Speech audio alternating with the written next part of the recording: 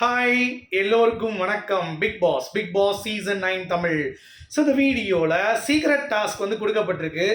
அதுக்கு வந்து Prajin and Sandra வந்து பார்த்தீங்கன்னா பயங்கரமாக வந்து உழைச்சிட்டு இருக்காங்க அப்படிங்கிறது பார்க்க முடியுது. ஸோ அதை பற்றி டிஸ்கஸ் பண்ண போகிறோம். அடுத்து ஓட்டிங் அனாலிசிஸில் முக்கியமான திருப்பங்கள் வந்து நிகழ்ந்திருக்கு. அதை பற்றியும் பார்க்க போகிறோம். ஸோ வீடியோக்குள்ளே போகிறதுக்கு முன்னாடி சேனலுக்கு புதுசாக இருந்தீங்க அப்படின்னா கண்டிப்பாக சப்ஸ்கிரைப் பண்ணிக்கோங்க. வீடியோ மறக்காமல் ஒரு லைக் பண்ணிக்கோங்க. இப்போ நம்ம வீடியோக்குள்ளே கண்டிப்பாக போகலாம். So Bigg Boss season 9 Tamil இன்ட்ரெஸ்டிங்கான ஒரு டாஸ்க்கை நோக்கி நகர்ந்து கொண்டிருக்கிறது அப்படிங்கிறது நம்ம பார்க்க முடியுது. ஸோ நான் ஏற்கனவே சொன்ன மாதிரி இந்த சீக்ரெட் டாஸ்க்கை பக்கா பண்ணிட்டாங்கன்னா சாண்ட்ரா வந்து பார்த்தீங்கன்னா அவங்களுக்கு ஒரு நாமினேஷன் பாஸ் கிடைக்கும். அவங்களும் ஒரு டைரக்ட் நாமினேஷன் வந்து கொடுக்கலாம், எலிமினேஷனுக்கு அனுப்பலாம் ஒருத்தவங்களுக்கு. அப்படி இல்லைனா இவங்க இதில் யாராவது ஒருத்தவங்க போகணும். அப்படி அவங்க பிடிச்சிட்டாங்கன்னா இவங்க போயிடுவாங்களா, இன்னொருத்தவங்களுக்கு நாமினேஷன் ஃப்ரீ பாஸ் கிடைக்கும். அதாவது பிக் பாஸ் ஹவுஸில் இருக்கவங்களுக்கு நாமினேஷன் ஃப்ரீ பாஸ் கிடைக்கும். இதுதான் ரூல், உங்களுக்கு தெரிஞ்சுக்கணும்னு நினைக்கிறேன். இப்போ சாண்ட்ராக்கு என்ன பண்ணுறதுன்னு தெரியல, அப்படி யோசிச்சிட்டே இருந்துட்டு அவர் ஹஸ்பண்ட் கிட்ட போகிறாங்க. ஸோ டீமில் ஹெட்டுக்கு போகக்கூடாது, ஸ்டாஃப் மட்டும்தான் அப்படின்னு சொல்லியிருந்தாங்க. பட் எனக்கு தெரிஞ்சு அசிஸ்டன்ட் மேனேஜர் கூட வந்து பார்த்தீங்கன்னா எனக்கு தெரிஞ்சு ஸ்டாஃப் இதில் தான் வருவாங்க. ஒர்க் பண்ணுறவங்க, ஸ்டாஃபு, டீம் ஹெட்டு, இந்த இந்த இதில் வேலை பார்க்குறவங்க எல்லாருமே ஸ்டாஃப்ஸ் தானே, அப்படி தான் எனக்கு தோணுது.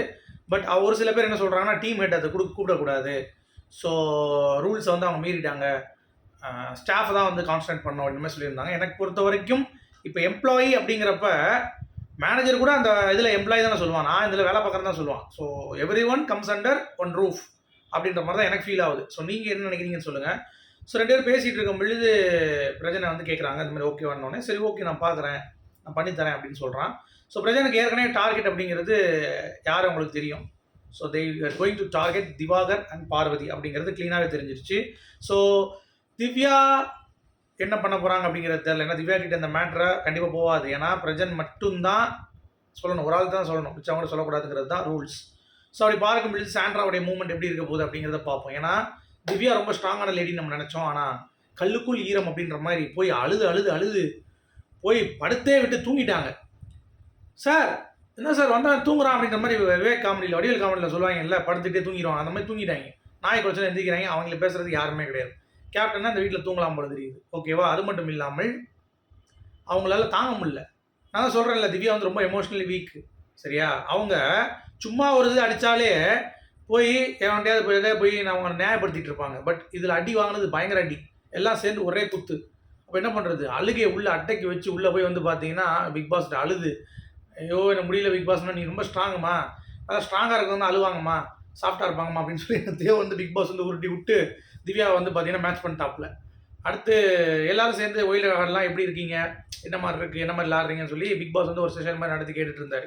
அதுதான் நடந்துட்டு இருந்துச்சு அப்படிங்கிறது தான். So Prajan and Sandra main target அப்படிங்கிறது பார்வதி அண்ட் திவாகர். இதில் இவங்க சக்ஸஸ் ஆவாங்களா? பார்வதியோடைய கேப்டன் பதவி பறிக்கப்படுமா?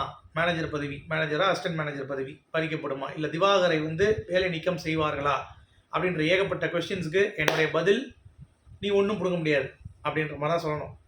ஏன்னா நடிப்பு அரக்கன், தமிழ்நாட்டில் இருக்க நடிப்பு அரக்கன் அவர் வந்து பார்த்தீங்கன்னா ஒரு பக்கம் வந்து நான் தான் கெத்துன்னு சுற்றிட்டு இருக்காப்புல, இன்னொரு பக்கம் இந்த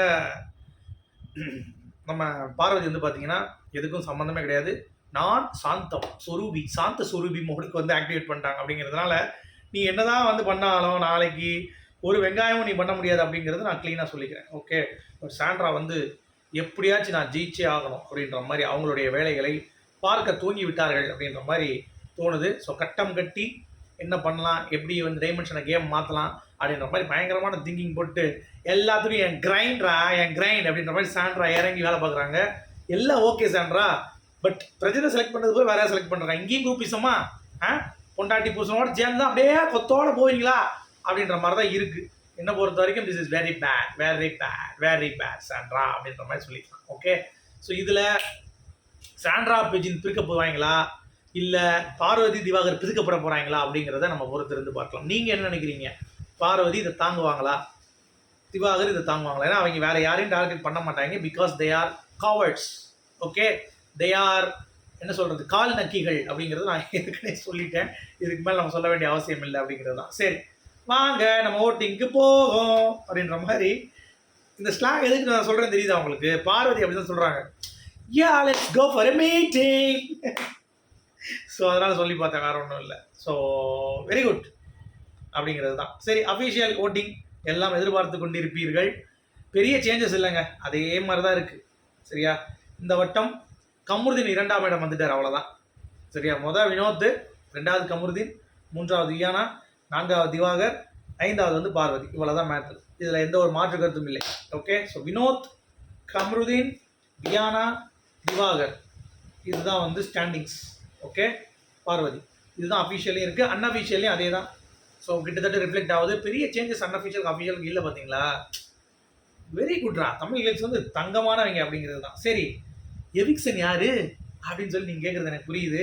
என்னை பொறுத்த வரைக்கும் நம்ம அதை பற்றி தான் டிஸ்கஸ் பண்ண போகிறோம் அந்த வீடியோவில், கம்ப்ளீட்டாக அனலைஸ் பண்ணுவோம். சரியா, வினோத் பொறுத்த வரைக்கும் அவர் ஓட்டு இறங்குறதுக்கு வாய்ப்பு இல்லை, பின்னாடி போகிறதுக்கு. யார் யாரெல்லாம் முன்னாடி பின்னாடி பேசுவோம்ல, வினோத்துக்கு வாய்ப்பு இல்லை. சாலிட். கமருதீன் அவருடைய கேரக்டருக்கு இன்றைக்கி ஸ்கெட்சை போட்டு சும்மா தீட்டி விட்டு ஸ்டாரை வேறு வாங்கி விட்டான்.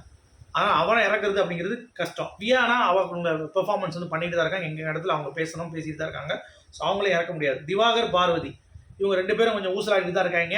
அதுவும் இந்த வாரம் கொஞ்சம் பீதியில் தான் இருக்காங்க. இன்னும் கொஞ்சம் வந்து அடிச்சு ஆடினாங்கன்னா மேபி மேலே வர்றதுக்கான வாய்ப்பு இருக்குது, கீழே வர்றதுக்கும் வாய்ப்பு இருக்குது, திவாகர், பார்வதி. ஸோ அதனால் நம்ம 2ஐயும் சொல்லிடுவோம். சரியா, அதனால் இவங்க 2 பேரும் கொஞ்சம் டவுட் தான். விக்ரம் கேப்டனாகி கொஞ்சம் ஓட்டு வந்து முன்னேற்றம் அடைவாங்கிறது நான் பார்க்குறேன். ஓகே, சபரி இப்போ பெர்ஃபார்மன்ஸ் ஹெவியாக கொடுத்துருக்காரு. அந்த ஸ்டாச்சுவை வச்சு பயங்கர ஃபன் பார்த்தீங்கல்ல, பயங்கர ஃபன் பண்ணிகிட்டு இருக்காப்புல. ஸோ அப்படி இருக்கும் பொழுது கொஞ்சம் வர்றதுக்கான வாய்ப்பு இருக்குது, சபரி கொஞ்சம் முன்னேறுவதற்கான வாய்ப்பு இருக்குது. பிரவீன் பொறுத்த வரைக்கும் இந்த வாரம் ஹோப் இல்லை. ஸோ அதனால் அவர் கீழே தான் இருப்பார், அதுக்கு மேலே ஹோப் கிடையாது. கெமி இன்ட்ரெஸ்டிங், பட் பேச ட்ரை பண்ணுறாங்க. At least she is speaking, she is exposing some one. So Tushar அதே மாதிரி தான், இஸ் எக்ஸ்போசிங் திவ்யா. எப்படி இறங்கி அடிச்சாப்புல இன்னைக்கு 2 சண்டையும் மாப்பிள்ளை வந்து பார்த்தீங்கன்னா நம்ம திவ்யா கூட தான். அவ்வளோ வெறி மாப்பிள்ளைக்கு துஷார் இருக்குது. அதனால் துஷார். ரம்யா கொஞ்சம் டல். ஸோ எனக்கு தெரிஞ்சு ரம்யா வெளியேறதற்கான வாய்ப்பு மிக மிக அதிகம். அப்புறம் அந்த